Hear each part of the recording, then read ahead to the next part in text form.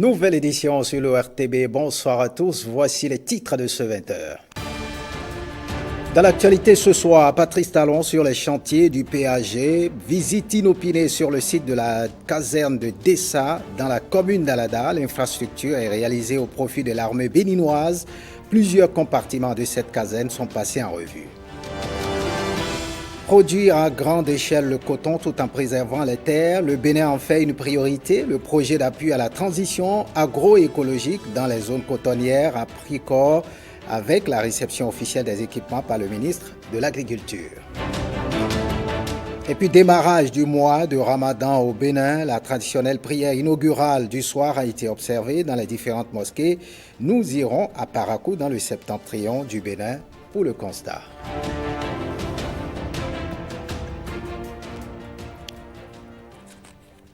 Voilà pour le sommet. Bienvenue si vous nous rejoignez. On prend la direction de la commune d'Abomey-Calavi. Comment évolue le chantier du complexe agroalimentaire du Grand Nokoué à Abomey-Calavi?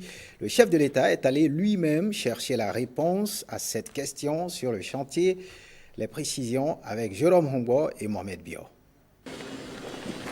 C'est une journée marathon pour le président Patrice Talon ce jeudi 23 mars 2023.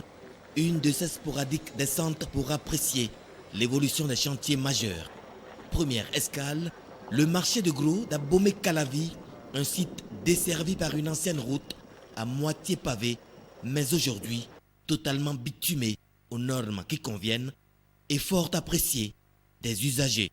Au niveau du marché de gros, pendant plus de 2 heures d'horloge, le président de la République a sillonné différents secteurs, écoutant les explications des techniciens en charge. Des remarques, des observations assorties de questions dont la pertinence permet aux techniciens de prendre en compte différentes améliorations possibles afin que le produit fini soit à la hauteur des attentes de tous. Ce pôle agroalimentaire du Grand Nokoué répond au pilier 2, axe stratégique 4 du programme d'action du gouvernement. Les impacts attendus de ce projet sont entre autres la réduction de la pollution du lac Nokoué, l'amélioration de la qualité des déplacements urbains et la création d'emplois aux populations. Deuxième pan du périple du président de la République, la caserne militaire de Dessa dans la commune d'Alada. L'infrastructure est achevée depuis plus d'1 an et elle est fonctionnelle. On retrouve Jérôme Humbo et Mohamed Bio.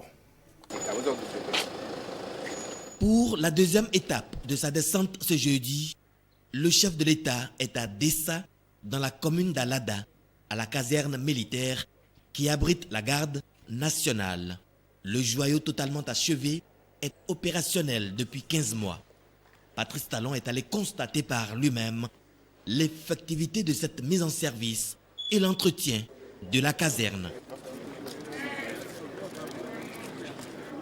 Contre toute attente, le chef de l'État y a passé plus de 3 heures d'horloge, parcourant section par section, avec en toile de fond des questions sur l'œuvre et les conditions de ceux qui y vivent.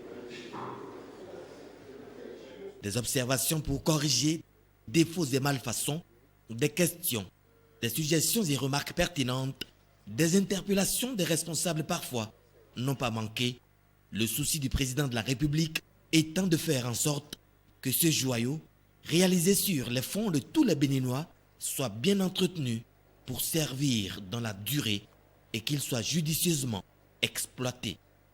La modernité du bâtiment et des équipements pratiques installés force l'admiration car il facilite la tâche pour les instructions. Certains témoignent même n'en avoir vu que lors de leur stage en Europe. Par exemple, la section de champ de tir qui n'oblige plus à aller dans la nature comme par le passé et qui permet de multiplier les exercices. Le point fort de cette descente du chef de l'État dans la caserne militaire est son adresse aux officiers. Patrice Talon a en effet présenté sa vision doctrine des forces de sécurité et de défense en République du Bénin. Objectif, fouetter leur patriotisme et titiller leur conscience professionnelle, eu égard aux multiples efforts du Bénin pour faire face aux défis actuels du fait des incursions sporadiques des terroristes comme dans d'autres pays de la sous-région. Quête ultime, préserver l'intégrité du territoire national et assurer paix et quiétude à tous les Béninois.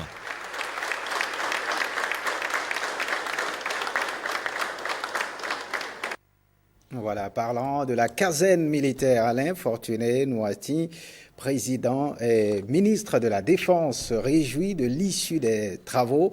On le suit au micro de Jérôme Mongo. Aujourd'hui, le camp militaire d'Alada Dessa a reçu la visite du chef de l'État. Je vais qualifier cette visite d'une visite inspection. La caserne d'Alada est une caserne de type moderne. Dans la sous-région ouest-africaine, il n'y en a pas de ce standing. Ce standing a besoin d'entretien permanent. C'est ça que le chef de l'État a voulu constater par lui-même après 15 mois d'utilisation. La visite a été très bien accueillie par les officiers et sous-officiers qui occupent le camp. C'est un camp totalement moderne qui offre des commodités de service. Il y a quelques quand même aménagements à faire pour améliorer le standing et le confort et aussi permettre un entretien plus fluide. Ces améliorations ont été dictées par le chef de l'État et je crois que des notes ont été prises et dans les quelques mois qui vont suivre, nous allons apporter ces correctifs pour améliorer le standing de cette caserne. Cette caserne abrite principalement la garde nationale.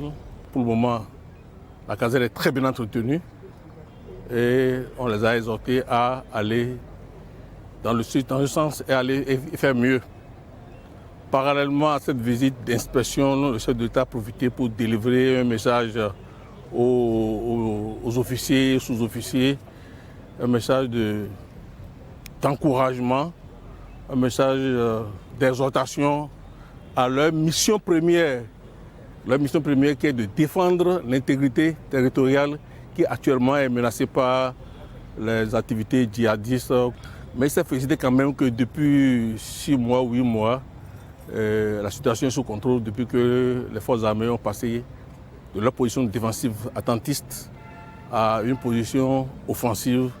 Donc c'est les terroristes qui sont traqués dans leur refuge et en sera de même jusqu'à ce que toute la zone est au-delà du Bénin.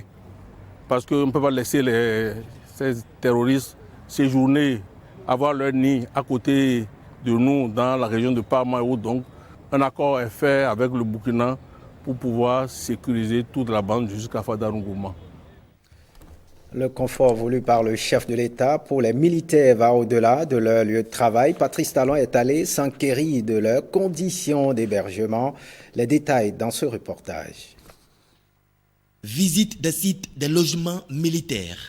C'est sur instruction du chef de l'État que ces habitats ont été construits pour abriter les militaires qui vont travailler dans la caserne.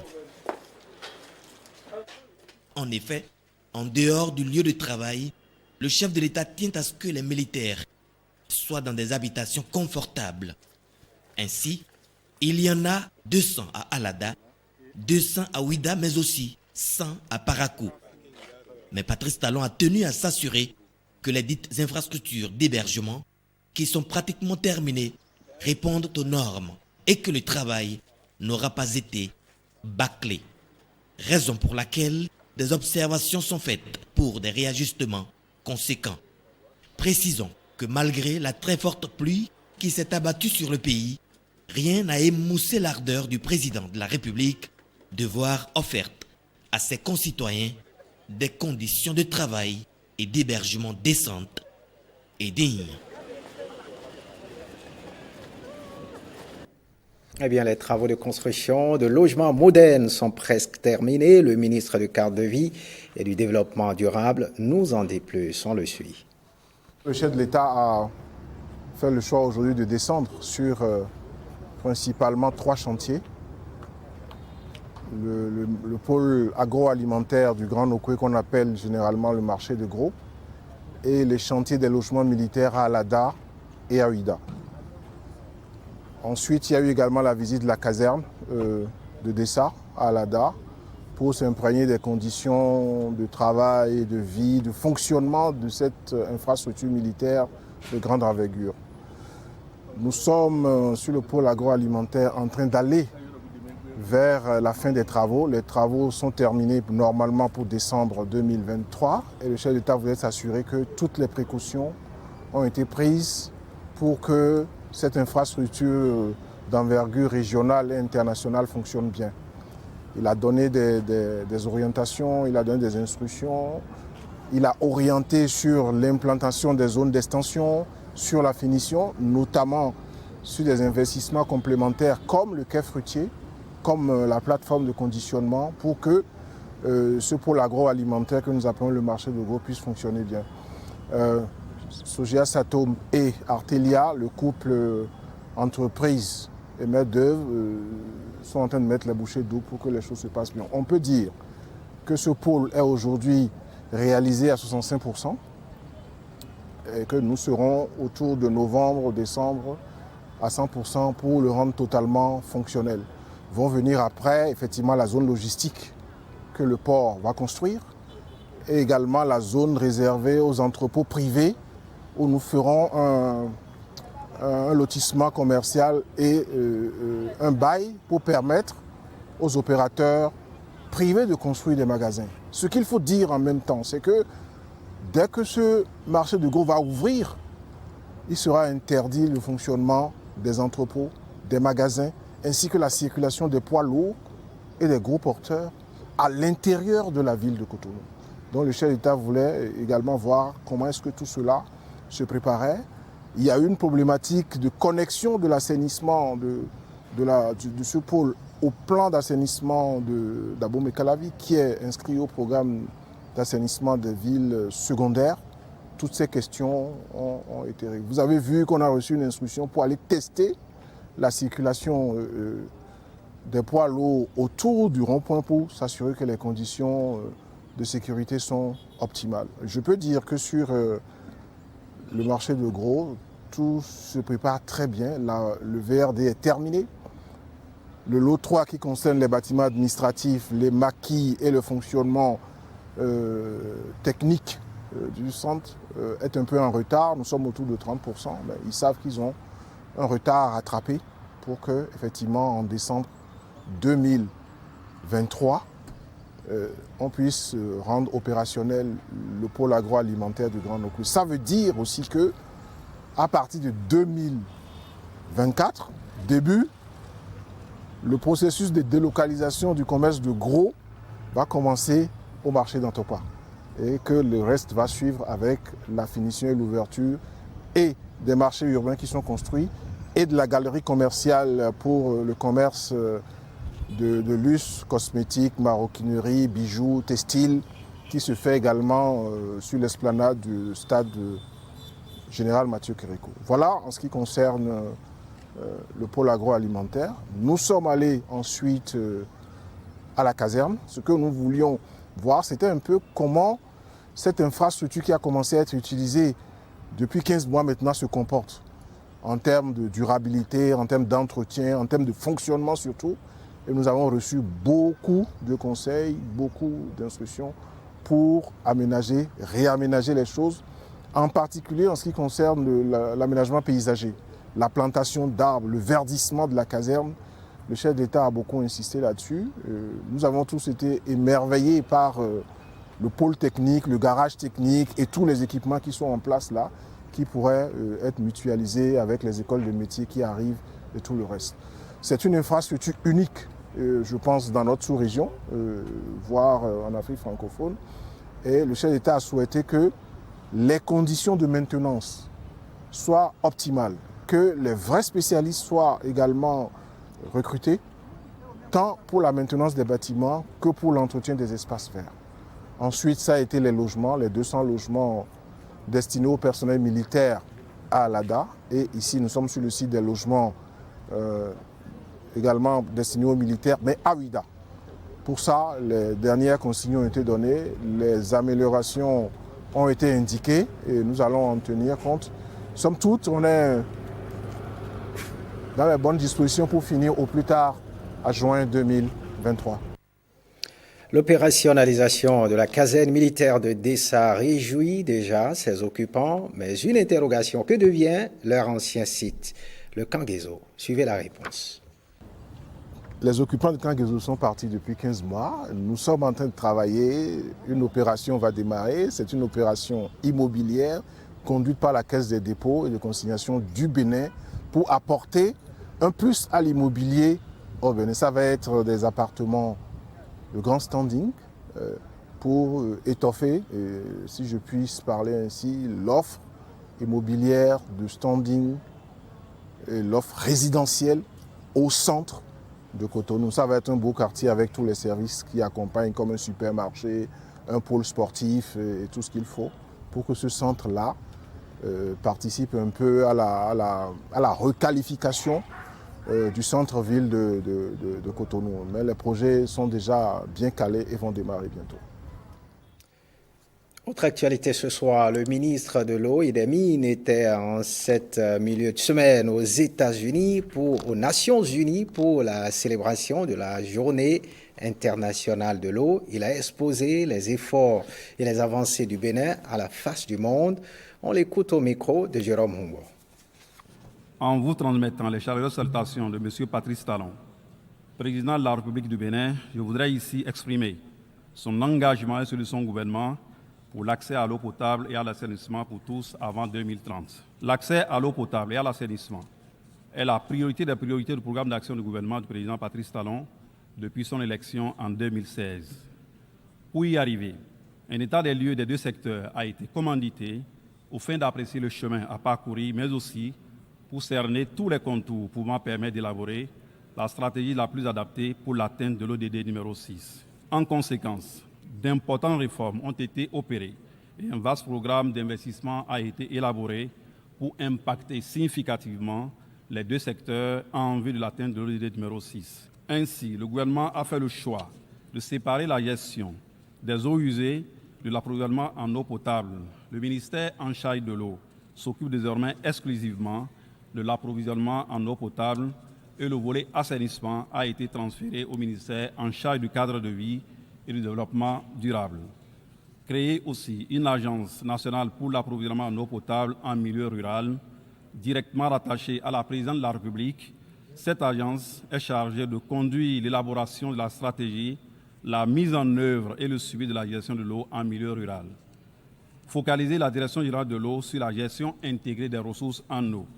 Toutes ces réformes actées, le programme d'action visant un accès universel à l'eau et à l'assainissement a été mis en route avec la mobilisation d'importantes ressources pour la mise en œuvre de plusieurs projets devant desservir les populations non encore alimentées, estimées à environ 7 millions de personnes à l'horizon 2024, bien avant le thème fixé par les Nations Unies. Les progrès déjà enregistrés par les travaux achevés ont permis d'accroître d'environ 20 points le taux de desserte en eau potable en milieu urbain, passant de 54% en 2016 à 112% en 2022, soit une population totale impactée de 4 803 204 habitants. Et puis le Bénin n'a pas déterminé vers la mécanisation agricole et la protection de l'environnement. Comment faire de la culture cotonnière tout en préservant les terres? Voilà le sens du projet d'appui à la transition agroécologique dans les zones cotonnières, TASCO, financé par l'Agence française de développement. Le projet prend corps avec la réception officielle des équipements par le ministre de l'Agriculture, Eman Rodega-Megan, et Varis Zomao pour le point. En traversant les allées exiguës de ce site d'exhibition de machines agricoles, Rennes s'assure des derniers détails avant livraison. Elle patronne le service ingénierie de la Société nationale de mécanisation agricole qui vient de boucler la confection de ces équipements dans le cadre du projet d'appui à la transition agroécologique dans les zones cotonnières du Bénin. Là, nous avons le rouleau FACA. C'est un rouleau qui nous permet de coucher de l'herbe. Chaque machine avec ses spécificités et son rôle. L'État, soutenu par l'Agence française de développement, entend faire de la culture cotonnière avec le moins d'incidence possible sur les sols. D'où la naissance de ce projet d'appui à la transition agroécologique. Son objectif général est d'améliorer durablement les revenus des exploitations et des rendements agricoles dans les systèmes agricoles à base coton. Le Bénin veut booster davantage sa production cotonnière, mais pas à tous les prix. Les producteurs, principaux bras opérationnels de cette ambition, se disent prêts. Monsieur le ministre, rendez compte à son Excellence le chef de l'État que les attentes de son gouvernement en matière de production cotonnière et céréalienne ne sont plus à marchander. Pour opérationnaliser le projet, l'Agence française de développement a déboursé 10 millions d'euros, 6 milliards 500 millions de francs CFA. Et le volet confection des machines a été confié à la Sonama. L'Agence française de développement est fière de soutenir cette transition agroécologique aux côtés de ses partenaires dans différentes aires géographiques et particulièrement au Bénin. Les appareils que vous avez vus, et notamment tout ce qui est partie stritile ou semoir, sont des matériels de haut niveau, de grande qualité. Tous ces matériels servent aussi à la rotation vers un progrès en termes de productivité, mais aussi en termes de respect de la biodiversité et des pratiques agroécologiques. C'est ici, sur place, à Ouida, que sont fabriqués ces engins, vedettes du jour, futurs accélérateurs de performance. Une révolution s'opère lentement et sûrement sous nos yeux. Et dans un silence productif, nous assistons à des mutations profondes dans notre agriculture. Ces jeunes ouvriers, la plupart étudiants sortis des universités, biberonnés hier, chevronnés et presque autonomes aujourd'hui, se chargeront du service après-vente. Allez-y, les jeunes, partez avec ces outils, mettez-les en utilisation, exploitez-les au maximum, faites-les réparer, accordez à tous les producteurs et autres votre assistance technique pour que ce matériel-là puisse être durablement utilisé. Ici, vous avez un secteur primaire où s'entrelacent performance et respect de l'environnement. Le Bénin a trouvé son équilibre grâce à TASCO. L'agroécologie ici n'est plus une incantation. On parle de transformation du soja. Transformer le soja en fromage, c'est un défi relevé par 3 associations de femmes de l'arrondissement de Chabikouma, commune de Kouandé. Elles ont reçu une unité de transformation grâce à l'appui de la GIZ et du ministère de l'Agriculture. Jérôme Ongo pour le point. Aujourd'hui, le fromage de soja est devenu la viande des moins aisés car son prix est à la portée du grand monde. De plus, il comble la plupart des besoins nutritifs de l'organisme au même titre que les produits carnés. Elles sont 3 associations de femmes qui transforment le soja en fromage à Chabikouma. Leur main tendue à la mairie de Kouandé a reçu un écho favorable. Grâce au projet ProAgri 4 du ministère de l'Agriculture, elles bénéficient désormais d'un espace adéquat pour leurs activités. Je ne peux que me réjouir de l'initiative prise par l'un des plus importants projets de notre secteur agricole, le ProAgri, projet promotion de l'agriculture, phase 4, qui depuis près d'une dizaine d'années œuvre inlassablement auprès des femmes en leur dotant de formation et de bonnes pratiques d'hygiène et de transformation, en leur offrant des outils techniques. Le gouvernement du Bénin, à travers le ministère de l'Agriculture, de l'Élevage et de la Pêche, jouera sa partition pour appuyer l'exploitation optimale et durable de cette unité. Je ne doute pas que très bientôt, des visites d'échange seront organisées pour s'inspirer de l'exemple de Chabikouma. L'infrastructure cadre parfaitement avec la politique de l'État béninois dans le secteur agricole et permettra, comme le décline dans le programme d'action du gouvernement, d'amorcer entre autres l'augmentation de la compétitivité des filières pour couvrir les besoins alimentaires nationaux et développer la transformation locale. Elle permettra également d'améliorer les capacités de production du fromage par les femmes et d'accroître leurs revenus et leur pouvoir d'achat, mais aussi d'offrir désormais à leurs clients de produits de meilleure qualité. Une adduction d'eau, un système solaire pour alimenter l'unité en énergie, un bloc de toilettes de 3 cabines, un bâtiment de 305 mètres carrés, scindé en 3 pour les 3 groupements de femmes, des équipements et immobiliers, et surtout un point d'eau pour les populations. Voilà la structure globale de cette unité de transformation de soja financée par la GIZ, une construction du centre de formation Livetari. La promotion d'une filière nécessite des actions soutenues et à long terme. C'est pour cela que même si la coopération allemande se retire du secteur agricole comme pôle prioritaire, je suis convaincue que votre département ne ménagera ses efforts pour assurer avec les bénéficiaires la gestion optimale de l'unité, car c'est un acquis important et ce n'est qu'un démarrage, un start-up. Et nous avons déjà entendu ce matin Monsieur le maire qui a promis qu'un magasin va suivre et aussi une aire de séchage, ainsi de suite. Nous avons accompli notre mission. Le ProAgri donne le bâton aux femmes de Chabikouma et aux partenaires pour une suite pleine de réussite. Nous souhaitons bon courage aux femmes. Faites en bonne utilisation de ces bâtiments. Et moi, personnellement, je souhaiterais avoir un compte-rendu fidèle de vos activités une fois par an, si possible, accompagné de quelques kilos de fromage de soja. Au nom de toutes les femmes transformatrices de fromage de Chabikouma, je vous dis un grand merci. Merci au gouvernement béninois. Merci ProAgri 4 GIZ et tous ses personnels. Désormais priorité du gouvernement, la culture de soja fournit plus de 40% de la production agricole. Il est la 4e source de devise totale des légumineuses.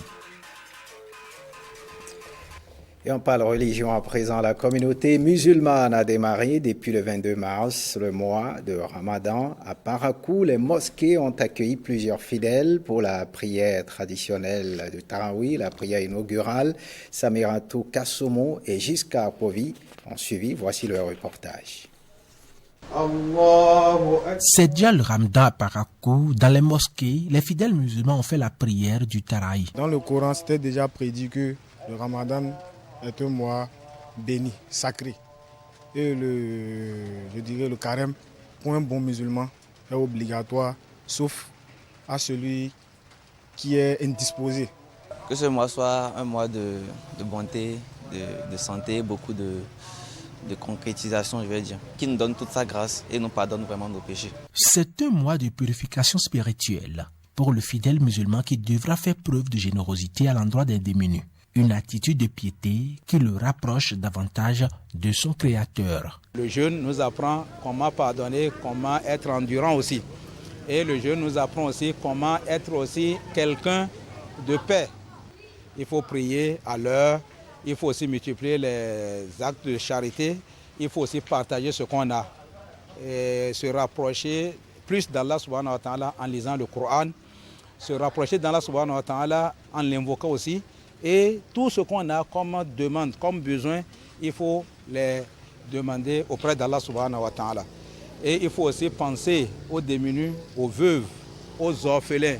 Assez d'interdits et d'obligations qui en appellent à la persévérance du croyant, qui espère obtenir les grâces infinies d'Allah. Lorsque on nous demande de jeûner, c'est l'abstinence, de s'abstenir de manger, de boire, de tenir les rapports intimes avec sa femme. Et de l'apparition de l'aube jusqu'au coucher du soleil. On peut aller au-delà en faisant jeûner aussi les autres organes comme les yeux, les oreilles, la bouche, les mains, les pieds aussi. Durant le mois de Ramadan, violence et mensonges sont interdits. Voilà, bon carême à toute la communauté musulmane. Faites ce journal. Merci de l'avoir suivi. À très très bientôt.